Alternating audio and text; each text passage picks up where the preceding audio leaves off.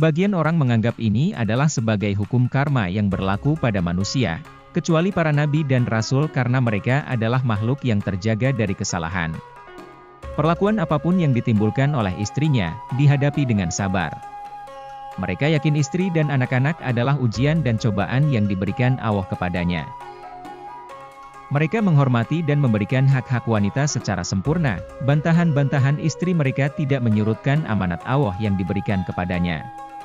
Mereka selalu berpegang pada hadis Nabi Shallallahu Alaihi Wasallam, laksanakanlah amanah orang-orang yang mempercayaimu, dan jangan mengkhianatinya. Mereka tahu persis hak-hak seorang istri dan hak seorang suami. Ka'ab al-Ahbar berkata, barang siapa bersabar dari perlakuan istrinya ia akan mendapatkan pahala seperti pahala Nabi Ayub alaihissalam. Ali bin Abi Thalib berkata, jihad terbesar bagi seorang istri adalah meninggalkan sifat duniawi untuk suami. Hasan al-Basri berkata, kemalangan terbesar bagi manusia jika ia, pertama, terlalu banyak keluarga, terlalu sedikit harta, tetangga yang buruk dan istri yang mengkhianati suami. Sufyan Ats-Tsauri berkata, barang siapa menikah, maka tanggung jawab dan amanat besar telah menantinya. Semakin besar tanggung jawab dan amanat seseorang, maka semakin besar pula godaan iblis kepadanya. Maka berhati-hatilah menjaganya. Nikah yang dimaksudkan Sufyan adalah pernikahan tanpa niat yang sholih. Dalam sebuah hadis disebutkan, barang siapa menikah karena Allah maka ia akan diberi kekuatan harta yang berkecukupan. Ali bin Abi Thalib berkata, ada 5 kebahagiaan yang didamba seorang laki-laki, yaitu, mendapat istri solihah, anak-anak yang berbakti, karib kerabat yang bertakwa, tetangga-tetangga yang solih dan rejeki yang melimpah. Nabi Muhammad Shallallahu Alaihi Wasallam bersabda, ya Allah, kami berlindung kepadamu dari sahabat yang lalai, tetangga yang buruk dan istri yang durhaka. Setelah Malik bin Dinar ditinggal mati istrinya, ia tidak menikah lagi, dan ia berkata, seandainya aku mampu mentalak diriku, aku pasti akan mentalaknya. Ahmad bin Hareb berkata, kesempurnaan seorang perempuan disebabkan oleh 6 perkara, yaitu, menjaga dan mendirikan sholat, taat pada suami, diridhoi Allah, menghindari ghibah dan namimah, zuhud terhadap harta dan sabar terhadap musibah.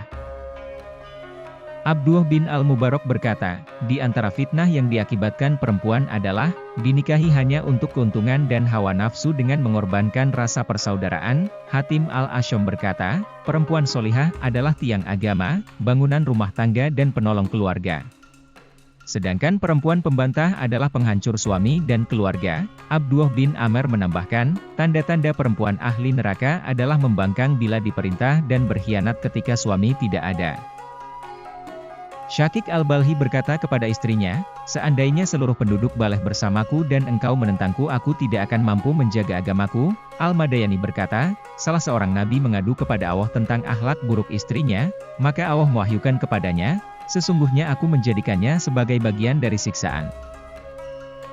Hatim al-Asyam berkata, di antara tanda-tanda wanita solihah ialah ia takut kepada Allah, qanaah, berhias untuk suami, berbakti pada suami, dan menanti kematian dengan sabar.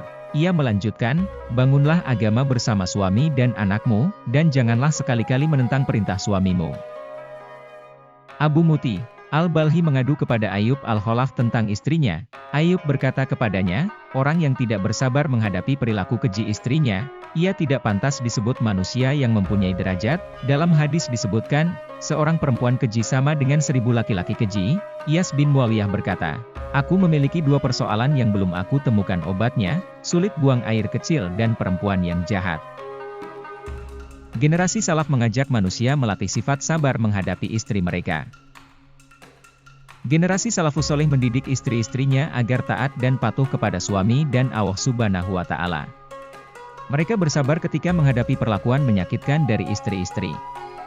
Mereka percaya segala sikap penentangan yang dilakukan seorang istri merupakan gambaran penentangan pribadi mereka terhadap Tuhan.